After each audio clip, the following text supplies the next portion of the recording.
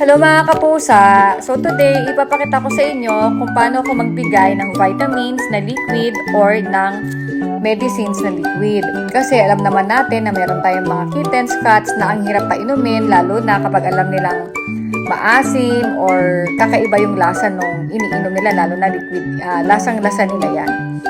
So meron siyempre, una, itatry natin kung didilaan ba nila ng walang puwersa.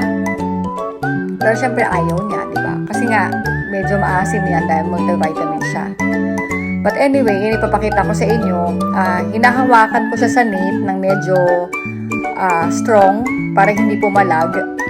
Pero syempre, papalag pa rin siya kasi nga, hindi niya gusto yung lasa. So make sure lang na yung hawak nyo dun sa nape niya, mahigpit. Pero hindi naman yung mahigpit na parang nasasakal na siya. Syempre, alalay lang din. So ayan, nabigyan naman natin siya, pero kung hindi ka sanay, baka nakalmot ka na sa mukha, or nakatalon na siya, or what. Ayan, hindi siya stress.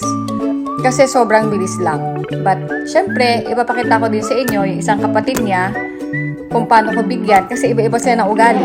So, siya, ayan, ayaw niya ng minamadali. Pero hindi natin hindi madaliin kasi ayaw niya talaga uminom ng vitamins. So, ito naman, si female ragdoll, si Aliyah.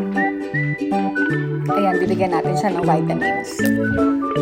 So, yan. Always lang din na wag nyong directly kunin dun sa bottle using the syringe kasi baka makontaminate yung vitamins. So, sa susunod, baka mamaya may bacteria na pala doon, di ba? Tapos, pag binigay nyo, magkaroon naman ng problema yung mga cats nyo. So, always ilagay sa ibang lalagyan bago kunin from the syringe. So, ayan. Siya dumidila-dila naman pero matagal.